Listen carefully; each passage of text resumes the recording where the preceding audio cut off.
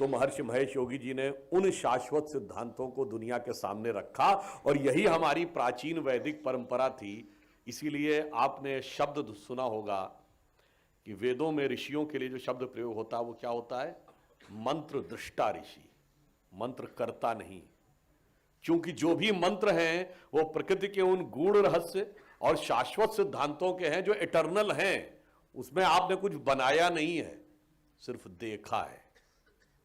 इसीलिए हमारे यहां जो ज्ञान का सर्वोच्च सोपान माना गया है, जो हाईएस्ट डिग्री मानी जाती है वर्ल्ड में, वो क्या है? पीएचडी।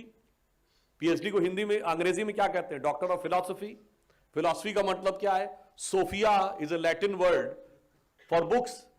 फिल मीन्स उसको चाहने वाला, and the lover of the books is philosopher. किताबों में डूब जाने वाला व्यक्ति फिलॉसफर है, और किताबों में डूब जाना ही सर्वोच्च ज्ञान है। पर किताबें तो अच्छी और बुरी दोनों प्रकार की होती हैं। हमारे यहां फिलॉसफी को हिंदी में क्या कहते हैं? दर्शन शास्त्र। यानी सर्वोच्च ज्ञान क्या है? जब आपने सत्य का दर्शन कर लिया, कुछ क्रिएट नहीं किया है, और किताब उसमें एक स्थिति तक ले जाती है। उसके आगे की यात्रा किताब नहीं तय कर सकती है। और महर्षि महेश योगी जी ने जो भावातीत ध्यान बताया था, ये वही एडवांस स्टेज है जहां पर बुकिश नॉलेज की डायमेंशन खत्म हो जाती है और वो आगे बढ़ती है। इसीलिए हमारे यहां जो गुरु शिष्य परंपरा है, अभी आनंद जी जो बता रहे थे, मैंने भी जब इंजीनियरिंग का छात्र था तो ये सारा रिसर्च के बारे में पढ़ा था कि अमेरिका में जिस ढंग से ट्रांसेंडेंटल मेडिटेशन हुआ और शिविर से क्या प्रभाव पड़ा था। अब वो पढ़ के मेरे मन में बहुत सारे विचार आए। आप सबने कभी ध्यान दिया हो कि गुरु शिष्य परंपरा हमारे यहाँ कही जाती है? गुरु शिष्य परंपरा का मूल आधार क्या और उसका विज्ञान और आध्यात्म से क्या संबंध है? आप में से कितने लोगों को शिष्य शब्द का मूल स्रोत शब्द क्या है यह पता है? शिष्य शब्द का लिटरल मीनिंग क्या है? देखिए, हिंदी में और संस्कृत में एक शब्द होता है शेष, बच गया जो। शेष शब्द का एडजेक्टिव है शिष्य। तो गुरु का काम हमारे यहां कुछ देना नहीं, वो तो हमारे यहां ब्रह्म स्वरूप है ही हर व्यक्ति। केवल उसमें से जो नकारात्मकता थी निकाल लिया, तो जो शेष बचा वह शिष्य था। और उसकी हमने खोज कैसे की?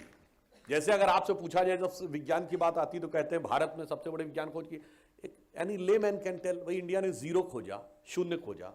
ठीक है भाई, शून्य खोजा, पर कभी आपने सोचा कि शून्य की खोज क्यों कर पाए हम?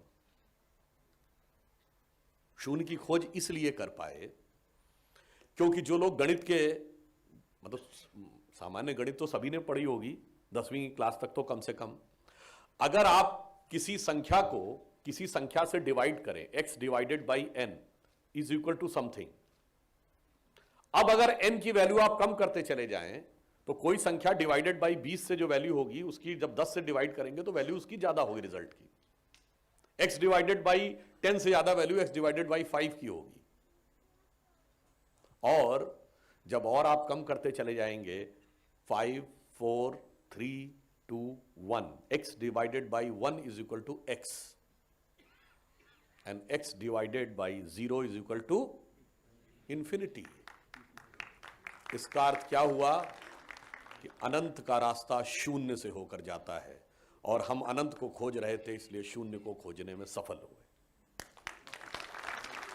और यहीं पर वह बात आती है कि गुरु शिष्य में केवल शून्य पैदा करता और कुछ नहीं पैदा करता है, अनंत का साक्षात्कार उसे स्वयं हो जाता है। इसीलिए वह संस्कृत का प्रसिद्ध श्लोक आप सबने सुना होगा, पर शायद उसके अर्थ की तरफ ध्यान न दिया हो, जो गुरु शिष्य के लिए बोलता है, ओम पूर्णमिदं पूर्णमदः पूर्णात् पूर्णमुदच्यते पूर्णस्य पूर्णमादाय पूर्णमेवावशिष्यते। यानी मैं पूर्ण हूं, ये पूर्ण है, पूर्ण से पूर्ण का उदय कराना है।